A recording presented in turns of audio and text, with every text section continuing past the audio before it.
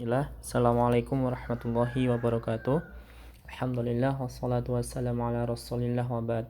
Kaifa halukum anak-anakku semua siswa kelas 6B rahimakumullah. Semoga kalian dalam keadaan sehat dan terus semangat untuk belajar. Alhamdulillah, pada kesempatan kali ini kita masih akan mempelajari KD 3.5 yaitu aktivitas kebugaran jasmani ya. Nah, ingat bahwa kebugaran jasmani adalah kemampuan seseorang untuk melakukan aktivitas fisik tanpa mengalami kelelahan yang berlebihan ya. Aktivitas fisik yang berat maksudnya ya. Aktivitas fisik yang berat. Nah, seseorang yang memiliki kebugaran jasmani baik, maka dia akan tidak mudah lelah dalam melakukan aktivitas yang berat ya, tentu yang berat. Kalau aktivitas misal jalan, duduk gitu ya, tidak terlalu kelihatan ya.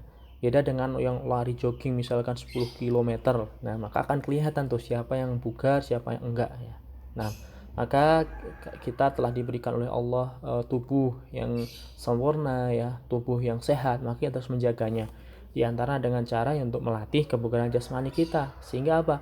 Kita tidak mudah lelah ya, kuat dalam beribadah dan yang lainnya. Nah, misalkan sholat malam ya, sholat malam kalau tubuhnya sakit-sakitan pasti akan berat ya, pasti akan berat. Cuman kalau kita kebugaran jasmani kita bagus, insya Allah kita bisa berdiri lebih lama ya, bisa berdiri lebih lama. Nah, atau dalam melakukan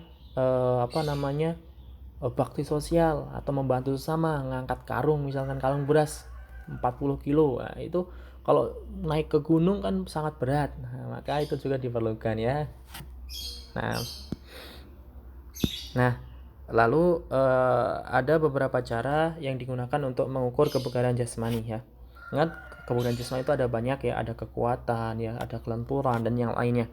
Lalu yang pertama adalah menghitung denyut nadi. Nah, ini biasanya untuk kebugaran jasmani kita ya. Di antara cara untuk mengetahui kebugaran jasmani yaitu dengan menghitung denyut nadi. Denyut nadi itu bisa diukur dengan memegang tangan kalian ya, di pergelangan tangan kalian itu bisa kalian cari tuh, di situ ada kayak denyutan. Nah, pegang itu, atau di bawah telinga atau rahang kalian itu. Nah, itu juga ada.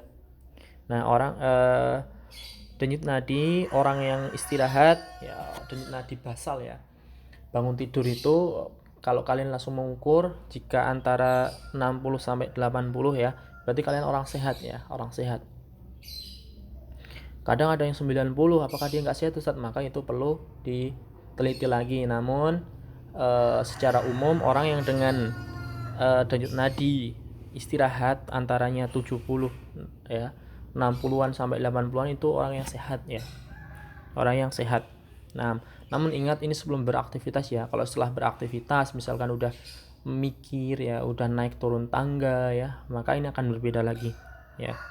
Namun berbeda sama orang yang terlatih ya, semisal atlet itu pasti dia memiliki daya denyut nadi yang lebih rendah ya. Tentu orang yang terlatih ya itu pasti memiliki denyut nadi yang lebih rendah. Karena apa? Karena dia sudah terbiasa dengan melakukan aktivitas fisik berat, sehingga kalau dia diam aja itu denyut nadinya rendah ya.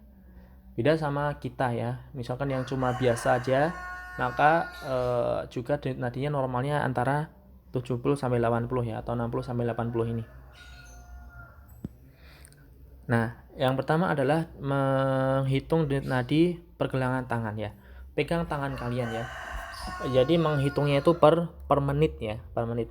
Biar tidak terlalu susah, bisa kalian bagi, bisa 15 detik, 20 detik atau 30 detik ya. Tinggal dikalikan saja ke 60. Misalkan 30 ya, berarti tinggal dikalikan 2. Misalkan selama 30 detik itu berapa? Oh, ternyata 30. Maka denyut nadinya per menit berapa? Ya 60 per menit gitu ya. Atau kalau 20 ya tinggal dikali berapa? Dikali 4 gitu ya. Dikali 3 ya. Nah, kalau 20 tinggal dikali 3. Kalau 15 tinggal dikali 4 gitu ya. Jadi intinya menghitung denyut nadi itu hitungannya per menit. Kemudian denyut nadi di bawah leher sama ya, namun lebih mudah untuk di pergelangan tangan. Nah, ini merupakan denyut nadi normal ya. Kategori kalian berapa sekarang ya? Antaranya di atas 10 tahun kan? Berarti yang normal adalah 60 sampai 100 ya. Ada juga yang mengatakan 60 sampai 80 ya. Tapi ini sebelum beraktivitas ya. Ini sebelum beraktivitas. Kalau setelah beraktivitas bisa lebih dari 100. Bahkan untuk atlet pun bisa lebih dari 100. Nah, denyut nadi yang lebih tinggi dari normal itu disebabkan oleh beberapa hal, diantaranya stres, konsumsi kafein. Kafein itu biasanya banyak di kopi. Kemudian aktivitas olahraga fisik yang berat. Nah, ini ya, berat misalkan lari 20 kilo, nah pasti denyut nadinya tinggi. Kemudian mengkonsumsi obat-obat tertentu ya, obat-obat ya. Konsumsi rokok ya. Nah, iya nggak boleh ya. Kemudian ketidakseimbangan elektrolit di dalam tubuh ya, tidak seimbang, hipertiroid ya, atau gangguan hormon ini juga menyebabkan tingginya denyut nadi. Kemudian ada denyut nadi yang lebih rendah dari nilai normal. Ini disebabkan beberapa hal juga obat-obatan, keseimbangan elektrolit ya, ketidakseimbangan elektrolit ya, gangguan tidur, kurang tidur ya. Kemudian hipotiroid ya. Jadi tidak mesti orang yang denyut nadinya rendah itu dia pasti bagus kebugaran jasmaninya, tidak ya. Maka itu hanya gambaran awal, gambaran umum. Kalau sejak awal dia sudah memang orang yang sehat, dia rajin olahraga, denyut nadinya rendah, maka itu pasti bugar ya. Kalau dia orang sakit-sakitan ya, misalkan cepet capek kalau olahraga ya, maka ini perlu diperiksa ke dokter. Apakah benar dia sehat apa tidak ya. Kemudian mengukur kekuatan ya. Tadi sudah mengukur kebugaran ya, daya tahan. Sekarang mengukur kekuatan. Salah satunya dengan push up ya. Untuk mengukur kekuatan otot lengan kalian itu dengan push up. Misalkan 30 detik kalian bisa melakukan berapa. Semakin banyak maka semakin bagus ya dalam 30 detik itu.